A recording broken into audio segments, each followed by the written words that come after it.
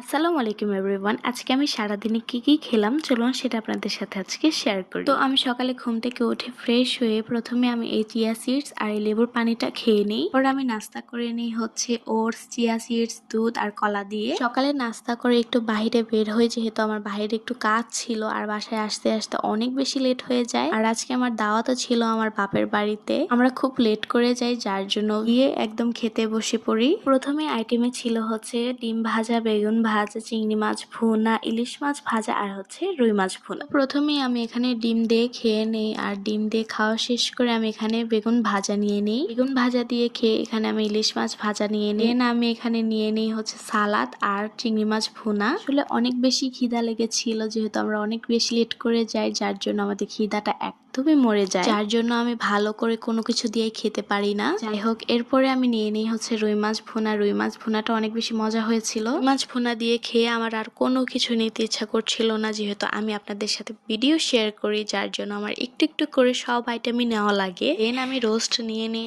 আর এই রোস্টটা যে এত বেশি মজা হয়েছিল। রোস্ট, পোলাও, বিরিয়ানি, কাচ্চি এগুলো যদি আমাকে 3 বেলা দেওয়া হয় তাহলে আমি 3 বেলাই খেতে পারবো। দেন আমি লাস্টে এখানে গরুর মাংস নিয়ে নিই, আর গরুর মাংসটাও কিন্তু বেশ মজা হয়েছিল। দুপুরে খাওয়া দাওয়া করে আমরা এখানে সন্ধ্যার দিক দিয়ে সেমাই খাই। আর এই সেমাইটা যে এত বেশি মজা হয়েছিল, যার জন্য আমি 2বার করে নিই। দেন নিয়ে নিই এখানে আমি ঝুরা সেমাই। সেমাই কিন্তু আমার অনেক বেশি ফেভারিট, কিন্তু এই প্রথম আমার এই ঝুরা সেমাইটা ভালো লাগেনি খেতে। সেমাই খাওয়া শেষ করে এখানে আমি একটু পপকর্ন খেয়ে নিই। রাতে কিছুই খেতে চাচ্ছিলাম না, যার জন্য নানু বললো যে না, হালকা পাতলা খেয়ে ঘুমাতে। তো একটা নুডলস আর আমি সাথে একটা ডিম পোচ করে নিই। আলহামদুলিল্লাহ, এগুলোই ছিল আজকে আমার সারাদিনের খাওয়া দাওয়া।